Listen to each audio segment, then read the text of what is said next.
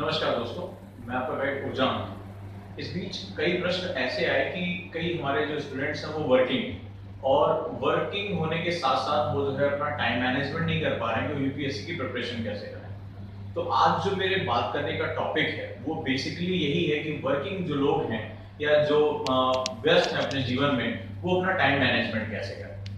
देखिए, इसमें जो आपको फर्स्ट स्टार्टिंग करना है वो आपको 3 से 4 घंटे पहले मैनेज करना है। हमारे पास 2 कैटेगरी है वर्किंग की। एक आपकी जो है वो जो नॉर्मल शेड्यूल्स होते हैं आपके, नॉर्मल शेड्यूल यानी कि सुबह 10 बजे से शाम को 6 या 7 बजे तक का शेड्यूल जो जनरली होता है, यानी आप 9 बजे अपने घर से निकल जाते हैं, शाम को 6 बजे वापस आते हैं। और दूसरा जो होता है वो नाइट शेड्यूल जो आपके काम करते हैं, जैसे जो लोग रात में काम कर रहे हैं। तो जनरली ये जो है वो शाम को निकलते हैं लगभग 9 बजे के 9 पीएम पे, और सुबह जो है वो 6 या 7 बजे तक ये काम करते हैं। ये 2 तरीके के शेड्यूल। अब आपसे मैं बात करूंगा कि हम इस पे जो है अपना टाइम मैनेजमेंट कैसे कर सकते हैं। इसमें आपको थोड़े से सैक्रिफाइसेस ये करने पड़ेंगे कि आप 9 बजे अगर जा रहे हैं, आप सुबह 4 बजे जो है वो अपना बिस्तर छोड़ दीजिए। 4 AM आपको करना पड़ेगा। 4 बजे से 7 बजे तक 4 to 7 कम से कम आप 3 घंटे अपनी जो है स्टडी के लिए बिल्कुल ही निकाल कर रखिए। 4 to 7 ये 3 घंटे आपके निकलने चाहिए। बिल्कुल फ्रेश टाइम होता है। आपकी बॉडी जो दिन भर की जॉब के बाद थक चुकी होती है, आप रात में देर तक नहीं पढ़ सकते।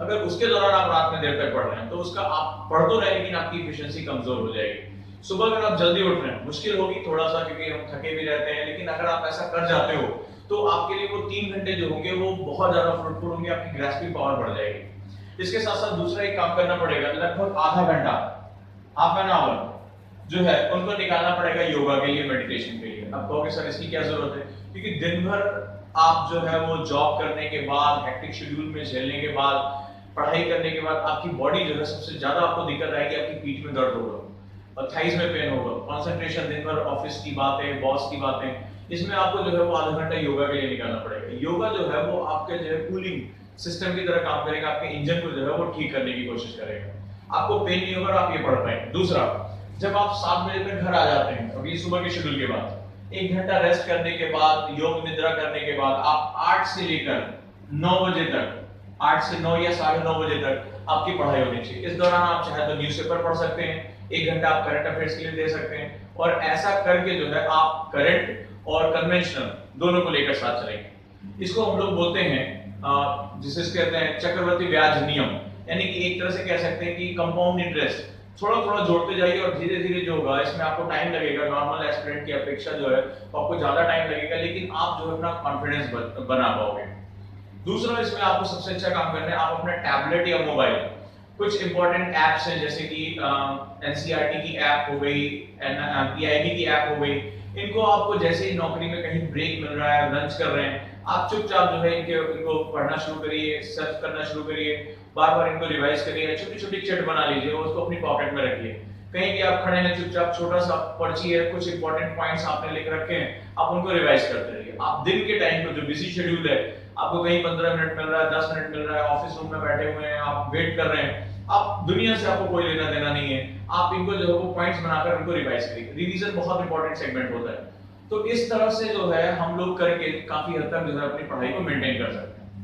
अगर आपका नाइट शेड्यूल है, बहुत शिफ्टिंग है, तो आप सुबह आने के बाद 5 से 6 घंटे की नींद लेने के बाद आप अपना जो सोकर उठते हैं उस दौरान 2 से 3 घंटे अपनी पढ़ाई के लिए निकालिए, बिल्कुल तय है। शाम को 1 से 1.5 घंटा जो है वो न्यूज़पेपर पढ़ने के लिए निकालिए।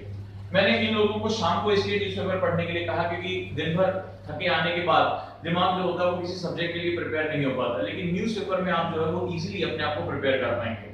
तो ये जो टाइम है वो न्यूज़पेपर के लिए, ये जो टाइम है वो एक इंटेंस स्टडी के लिए 3 घंटा आपको निकालना ही पड़ेगा। डिसिप्लिन बहुत इंपॉर्टेंट रहेगी, और ये मान के चलिए कि 2 साल अभी आपका कोई कुछ नहीं, कोई रिश्तेदार नहीं, कोई दोस्त नहीं, अपना एक एक मिनट जो है आपको इस्तेमाल करना है अपने पढ़ाई के लिए। अगर आप इस तरह लगभग अपने जॉब के साथ साथ 4 घंटे भी अगर मैनेज कर पाते हैं, तो आप ये समझ लीजिए कि आपको ऐसा तो लग रहा है कि आज 4 घंटे बहुत कम है, लेकिन मनीष वर्मा ने जो है वो सेकंड रैंक निकालकर अपनी जॉब के साथ बिल्कुल एग्जैक्टली यही काम उसने किया था। तो उसका भी शेड्यूल बिल्कुल ही ऐसे हुआ करता था, वो भी ऐसे ही अपनी जॉब एमबीए करने के बाद जॉब करने के दौरान उसने पढ़ाई की और इसने सेकंड रैंक निकाली। तो दोस्तों ये जो हमारा सेगमेंट होता है वो इसी तरह चलेगा, धीरे धीरे 4 घंटे 5 घंटे में कन्वर्ट हो जाएंगे, आपका जो स्कोप बढ़ता रहेगा। This is called compound interest, compound effect कहते हैं हम लोग इसे, और इसको आप लोग फॉलो करिए। कोशिश करिए कि कोई वीकेंड पे आप जो है वो क्लासेस करने की कोशिश करिए। इसमें भले चाहे रेगुलर स्टूडेंट की तरह आपके सब्जेक्ट पूरे नहीं हो पाएंगे, भले चाहे वो करंट अफेयर्स की क्लास हो, चाहे वो ऑप्शनल की हो या जीएस की हो, कोई छोटा छोटा सेगमेंट आपका निकल कर आएगा। देखिए आपको मेंटली प्रिपेयर होना पड़ेगा कि आपको अन्य स्टूडेंट जो डिवोटली एकदम रात दिन तैयारी कर रहे हैं उनके कंपैरिजन में आपको टाइम ज्यादा लगेगा, लेकिन एक चीज तय है कि आप अपनी इकोनॉमी को सेट करते हुए साथ साथ अपनी प्रिपरेशन भी कर पाएंगे। तो इस माध्यम से दोस्तों जो है वो आप अपने आप को जो है वो सेटल कर पाएंगे, बहुत अच्छे तरीके से इसको मैनेज कर पाएंगे। उम्मीद है मेरा ये जो प्रयास है आपको एक रास्ता देगा और आप बिल्कुल हतोत्साहित ना हो। और बहुत से हमारे ऐसे तरीके हैं जहां हम लोग मिलकर बेस्ट कर सकते हैं। यूपीएससी आपका स्वागत कर रहा है और लोगों ने करके दिखाया है। मेरा ये प्रयास कैसा लगा आप मेरे व्हाट्सएप नंबर 8285894079 पर मुझे जरूर बताएं। और कोई भी दिक्कत आ रही है, किसी भी तरह की प्रॉब्लम आ रही है, बिल्कुल संकोच ना करें और मुझे जरूर आप मुझे बताएं कि आपको और क्या दिक्कतें हैं, मैं उनका सॉल्यूशन पहुंचाता रहूंगा। मेरे YouTube चैनल के साथ जुड़े रहिए। थैंक यू दोस्तों।